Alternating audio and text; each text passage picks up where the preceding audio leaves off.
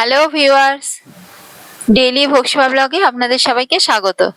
আমি আজকে দুপুরবেলায় ভগবানের ভোগের জন্য তরমুজের যে খোসার একটা রেসিপি বানিয়েছি।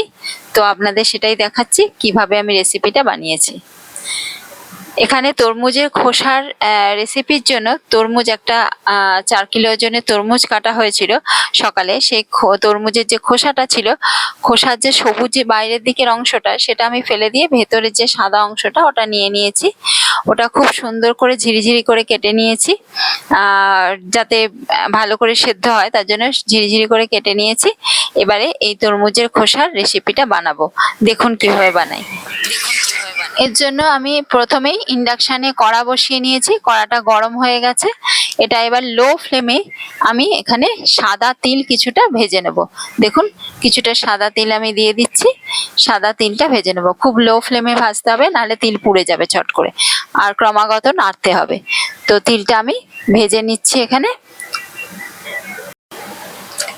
তিলটা ক্রমাগত নাড়তে থাকবো। তিলটা ক্রমাগত নাড়তে হবে, নাহলে তিল পুড়ে যাবে। তো তিল ভাজা আমার রেডি হয়ে গেছে। এবার আমি একটা প্লেটে এটা ঢেলে নিলাম। এবারে আমি তিল ভাজা হয়ে গেছে। এবার আমি আবার কড়াই বসিয়ে দিলাম ইন্ডাকশনে। এখানে আমি এবারে কিছুটা বাদাম ভেজে নেব। রেড পিনাট যেটা আমরা ইউজ করি, সেই রেড পিনাটটা, দেশি চীনা বাদামটা ভেজে নেব। আপনারা বাজার থেকে কিনে আনা যে কোনো বাদাম নিতে পারেন। সেই বাদামটা ভালো করে ভেজে নিতে হবে। তো দেখুন, বাদামটা ভাজা হয়ে গেছে, একদম লাল লাল হয়ে গেছে, রেডি হয়ে গেছে। তো বাদামটা আমি এখানে ঢেলে নিলাম, তিলের সাথে একসাথে ঢেলে নিলাম। এবারে এই যে তিল আর বাদামটা, এই যে দুটো ভেজে নিয়েছি, এই দুটো আমি একসাথে ভালো করে প্রথমে গুঁড়িয়ে নেব, তারপর ওটা একটু জল দিয়ে পেস্ট করে নেব। প্রথমে গুঁড়িয়ে নিয়ে তারপর পেস্ট করে নেব। তো আমার হয়ে গেছে রেডি। এবার আমি এখানে কড়াই বসিয়ে দিয়েছি ইন্ডাকশনে। এবারে কিছুটা এর মধ্যে সরিষার তেল দিয়ে নেব। তো সরিষার তেলে আমি ফোড়ন দেব। ফোড়নে হচ্ছে দুটো তেজপাতা, আর তার সাথে দেব শুকনো লঙ্কা আর মেথি। এই তিনটে ফোড়নে দেব, দুটো শুকনো লঙ্কা, দুটো তেজপাতা, একটু মেথি। এটা ফোড়নে এখন দিয়ে ভেজে নেব। তো দেখুন, এখানে কড়াইতে সর্ষের তেল গরম হয়ে গেছে। তো আমি তেজপাতা আর শুকনো লঙ্কাটা দিয়ে দিলাম। এটা একটু ভাজা ভাজা হয়ে গেছে। এবারে আমি এখানে মেথি ফোড়নটা দিয়ে দেবো। মেথিটা দিয়ে দিলাম। তো এবারে ভালো করে নাড়তে থাকবো। ফোড়ন ভাজা হয়ে এলে এবারে তরমুজের খোসাটা এখানে অ্যাড করে দেবো।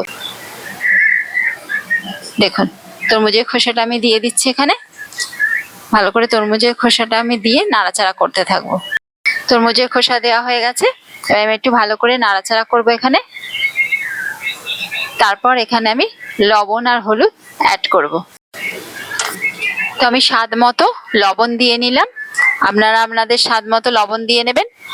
আর এর সঙ্গে আমি আজকে বাটা হলুদ দেব। আমরা বাটা হলুদ ইউজ করি, মাঝে সাঝে গুঁড়ো হলুদও দিই, তবে বাটা হলুদটাই বেশিরভাগ ইউজ করার চেষ্টা করি। এতে রঙও ভালো হয়, শরীরের পক্ষেও ভালো। সেই জন্য ঘরেই সিল বাটা করে নিয়েছিলাম হলুদ, সেটা দিয়ে দিলাম। দিয়ে ভালো করে এটাকে নাড়াচাড়া করে নিতে হবে। হলুদ আর লবণটা ভালো করে মিশিয়ে নাড়াচাড়া করে নিতে হবে। খানিকটা জল বেরিয়ে আসবে, তখন আমি এখানে জল অ্যাড করে দেবো, অল্প জল অ্যাড করে দেবো। এবার আমি এটাকে ঢাকা দিয়ে আধ ঘন্টার মতো এটা সেদ্ধ করব। তার আগে আমি কিছুটা কাঁচা ছোলা ভিজিয়ে রেখেছিলাম, অঙ্কুর বার করে রেখেছি। অঙ্কুরিত করা ছোলা, সেটা শরীরের জন্য ভালো। তো ভগবানের ভোগে সকালেও কাজে লাগে। সেই অঙ্কুরিত ছোলা কিছুটা আমি দিয়ে দেবো এতে। এই সেদ্ধ হওয়ার সময় অঙ্কুরিত ছোলাটাও সেদ্ধ হয়ে যাবে এর সাথে। তো অঙ্কুরিত ছোলা আমি খানিকটা দিয়ে দিলাম। এবারে আমি এটাকে ঢাকা দিয়ে দেবো। ঢাকা দিয়ে আধ ঘন্টার মতো এটা সেদ্ধ করতে দিয়ে দেবো। এবার আমি ঢাকনা দিয়ে দিলাম। এবার এর মাঝখানে আমি ভাজা তিল আর ভাজা বাদামটা যেটা রেখেছিলাম ভেজে, সেটা আমি গ্রাইন্ড করে নেব, ভালো করে গুঁড়ো করে নেব। তো ভাজা তিল আর ভাজা বাদামটা আমি গুঁড়ো করে নিচ্ছি। আমার গুঁড়ো করা হয়ে গেছে। এবার সামান্য জল দিয়ে এটা পেস্ট তৈরি করে নেব। সামান্য জল দিয়ে দিলাম।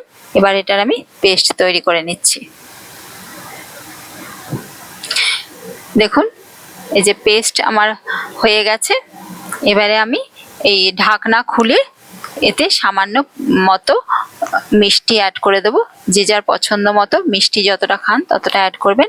আমরা আখের গুড় ইউজ করছি, যেহেতু আমরা চিনি খাই না তাই সুগারের বদলে আখের গুড় ইউজ করছি। আপনারা যদি চিনি খান তো চিনি ইউজ করতে পারেন, কোনো অসুবিধা নেই। তো গুড় আমি অ্যাড করে দিলাম। এবারে আমি এই যে পেস্টটা তৈরি করেছিলাম এটা আমি দিয়ে দেবো এর মধ্যে। এটা ভালো করে ঢেলে দিলাম। তারপর এটা একটু নাড়াচাড়া করতে থাকবো। তো এটা ভালো করে নাড়াচাড়া করবার আগে একটু দুটো কাঁচা লঙ্কা আমি ভেঙে এর মধ্যে দিয়ে দেবো। তারপর এটা ভালো করে নাড়াচাড়া করে নেব। মিনিট 2 থেকে 3 এটা ফুটে আসবে, তখন আমি এর মধ্যে কিছুটা কোরানো নারকেল আগে থেকে কুড়িয়ে রেখেছিলাম আমি, তো সেই কোরানো নারকেল এর মধ্যে অ্যাড করে দেবো। তো কোরানো নারকেলটা আমি এর মধ্যে দিয়ে দিলাম। এটা 2 থেকে 3 মিনিট ফুটে গেছে। কোরানো নারকেলটা আমি অ্যাড করে দিচ্ছি।